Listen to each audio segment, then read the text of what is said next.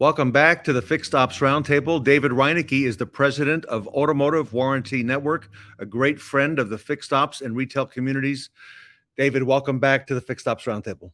Thank you, Ted. It's nice to be here. I appreciate you having me back. David, it was great to see you over the summer. We met in Orlando at the big Ford Parts and Service Club conference with Ed Roberts. We had the pop-up event there, and it was a great opportunity to get together with you and a lot of wonderful retail people and talk about all things warranty. Absolutely. It was a lot of fun. It was nice to meet everybody in person and have some of those conversations about some of the things in the industry, some of the things that are changing. And I really enjoyed it. So I'm looking forward to more of those with you. And I am as well. And David, it's so timely and relevant. All the different topics that we discussed. And I want to dive into some of those today with you, if you don't mind, as part of our discussion here. Certainly. You've mentioned several times since we've gotten together, and I think in Orlando as well, that there's a lot of money out there when it comes to warranty receivables. You really opened our eyes to billions of dollars. What a huge part of our industry. What do you see out there in terms of any concerns in properly collecting this money on behalf of the dealer? Yeah, I think that's really the key thing is, not all dealerships, but I run into a lot of clients, that come to us, and maybe there's not enough emphasis, on this position and, who can properly do it. I mean, when you talk about it, again, the amount of money out there, our average client is processing $2 million a year in warranty parts and labor sales. So, I mean, it's a lot of money to leave up to chance and, having an inexperienced person, whether it's our company or an in-house warranty administrator, it's just a very skilled position. And, really anybody can submit a warranty claim and ultimately get it paid. But, we're really focused on helping dealerships and educating dealerships on how to properly, retain that money in the event of an audit, because ultimately, we want to get it all paid. We want to maximize what we can collect for you, what you can collect. But we want to make sure that, the technician did what they were supposed to do on the vehicle properly. The advisor wrote up the vehicle properly. So all those things go into making sure it's not only collected, but that it's also retained in an audit. So all those are very important things that, and not in all cases, but that I feel sometimes, that there's not enough attention paid until the manufacturer comes back and audits you. And then, then it's important at that time. But, we're trying to really help dealerships, clients and non-clients alike, really, have an emphasis on this, before it becomes an actual financial burden. So, and David, your company, Automotive Warranty Network, you have deep experience with just about every nameplate, every brand out there. Is that correct? That's correct. Yeah. We work with everything from Kia, Fiat. We have some Bugatti stores, Lamborghini. But the big ones are obviously the ones. Ford's one of our biggest brands. We do a lot of BMW work, a lot of Mercedes work, and all of our warranty administrators. I know I've kind of mentioned this before in our previous conversations, but all of them are very, very experienced.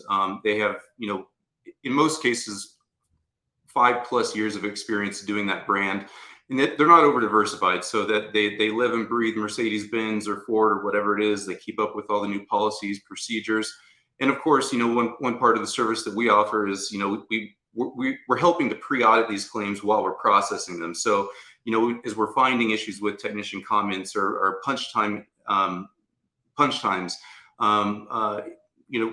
data, or any of those compliance type items, we're helping dealerships discover as we're going through the process. And then if we're finding trends, we're helping them address those issues so that we can help them, keep that money. Again, I hate to keep focusing on that. And I know I focused on it in the last event that we did, but, we're very proud of not just the work that we do, but it's a partnership. So it's also the work that our clients are doing. When most of them go through an audit, we're very proud to see the chargebacks in the single digits and sometimes even below 1%. So we're happy with that result. Our client's happy with that result. So that's ultimately what we're trying to do. So. And nobody likes that word audit. And you're very proactive at Automotive Warranty Network in the way you approach this whole thing, because you don't wait, like you just said, for that audit to take place, and then it's too late. The horse is out of the barn. So if you don't mind, tell our audience, how does Automotive Warranty Network do it? As far as So from the audit standpoint, so as we're processing claims, again, we're looking for key things on that repair order that need to be there. We want to make sure that there's adequate punch time for the repair that we're claiming. So, if the labor operation for a certain repair is going to pay an hour, we want to see, 6, 7 tenths at least run on the job. So we're looking to make sure those items are there. We're looking to make sure technician comments are adequate and accurate. So anything, we always like to, when we're working with technicians, and we do like technician training as well, but we like to help them understand, give us the full account of what you did to the vehicle, not just, replace the alternator. We need to know, what was wrong with that part. If you had to do anything above and beyond. So the better picture we can get, the better depiction of the repair, the better we can labor out the story in the repair and make sure that they get everything they're entitled to. So again, these are all things that, as we're processing the claim, we'll identify just deficiencies, and then help work with the dealership on getting those corrected upstream. Again, training with technicians, training with advisors, helping everybody understand their job roles.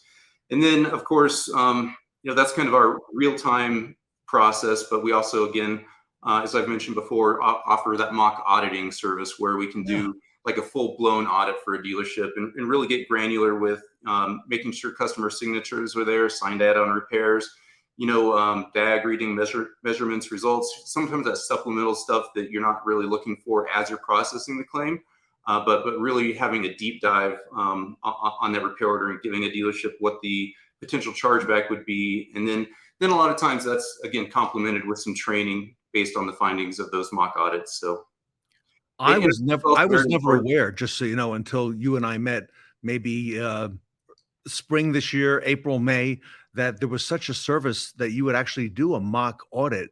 But David, that makes a whole lot of sense, because I can imagine so many things come out of that audit that you do, that mock audit, that really puts the dealership, okay, we need to focus on things, as like you just said, even customer signatures and so on, to make sure that we're, crossing our T's and dotting our I's, if you will. It's been very eye-opening for a lot of the clients that we do this for. And they don't have to be our processing client to have us help them with that service. And, some dealer groups, we actually just do the auditing component for, and it's been very, very eye-opening. I mean, we go in and we perform the audit only to find, basically they give us a sample set of 20 or 30 ROs. And it's like, well, if you were to present this to the manufacturer right now, it would be 100% chargeback because you're missing this on like every single claim. So, and that's a very extreme case, but we've been able to help dealerships, that maybe aren't putting a lot of attention on their service department and the warranty process, I guess, more specifically, and helping them say, well, geez, we're not getting customer signatures on any of our ROs, or we thought we were capturing them electronically and we're not at all, or, we have an add-on repair process issue, and we help them develop an action plan to address those deficiencies that we find through that auditing service. And I imagine that your team, because you work not just with one dealership or dozens, hundreds, thousands of dealerships, you've picked up a lot of experience so that you're aware of what a certain manufacturer is looking for and what they'll accept and what they won't accept. Also, the fact that they keep if you will, a scorecard, if you will, on the dealer in how they submit. Talk to us a little bit about that, because I think, David, that's fascinating that you work with so many dealers and are able to see all these things. Yeah, those are metrics that we help dealerships, and I'm not an expert in any of them. Our auditing department is. I can speak lightly to some of the metrics that I know of, specifically with like Ford, for instance. Ford measures the dealership on, and I know we talked about this in our last meeting, but the first time pay rate. So are you submitting a claim accurately the first time and getting it paid? Your days to submit. So how long, from the time that repair was completed till you're submitting it to get it paid. So those are all things that manufacturers generally are grading dealerships on. And, the better those metrics can be, helps you stay off the radar for an audit, one.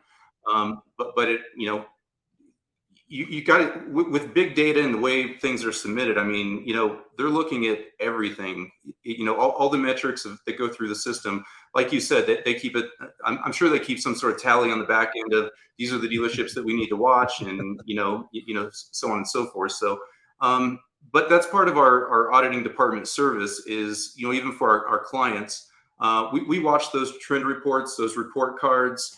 If something's out of line, if the dealership comes to us with a concern and says, geez, I'm at a 50 and I want to be at a 90, so we can actually dig into that report, and not only from the submission standpoint and what we have an impact over, but things like comeback repairs, for fix it right the first time, all those kinds of things. We can help break apart that report, help them understand it, and again, ultimately come up with an action plan to fix some of those processes. We're speaking today to David Reinicke. He's the president at Automotive Warranty Network. David, this is the first Fixed Ops Roundtable since the FTC, Federal Trade Commission, instituted the safeguard regulations. They've been talking about that for a while. They moved the goalposts a few times, and finally, I think it's this past June, it became implemented. So with the increase in security and the regulations that dealerships need to comply with, are you seeing any challenges being an outside partner to the dealerships? We certainly are. I mean, I would say, if not every single dealership that comes on board with us, at least I would say 2 out of 3 of them. The question comes up about what are your security measures? Do you meet FTC compliance? I don't think we can work with you because of FTC guidelines. And I think it's very important for a dealership to distinguish a service like ours from your typical vendor. We are accessing the repair order data on the DMS. So we're looking at the technician stories, we're looking at all that stuff that I mentioned, but we're not actually taking any of the data and taking it over to our system. So I know other vendors that might, take like your parts inventory or whatever the case may be and extract it. We don't do that. So we're not actually, handling any of the customer data specifically, for sure. But with that being said, we did find it very important, since we work with a lot of major organizations, that we meet the same FTC guidelines that a dealership is required to meet. So even though we're not a financial institution, we're not handling the customer data, we found it very important to make sure that we're meeting all the same security standards. We've invested a lot of money into our security. We have all the checks in place. We have all of our IT processes documented, our change processes documented. Everything that we do for a dealership is very secure. We do take security very seriously. We are insured. We make sure that we keep everybody safe, and there has never been an issue in 30 years. So. And David, that's important because not all partners are created equal, right? So, right. Some take it more seriously than others, but I would imagine with the large number of dealerships that you work with in the United States, you've got this buttoned up, and that's music to the ears of many, many dealers, because the Safeguards Act is being instituted, and they've got to comply with that themselves and their partners as well along the way. Yep, absolutely.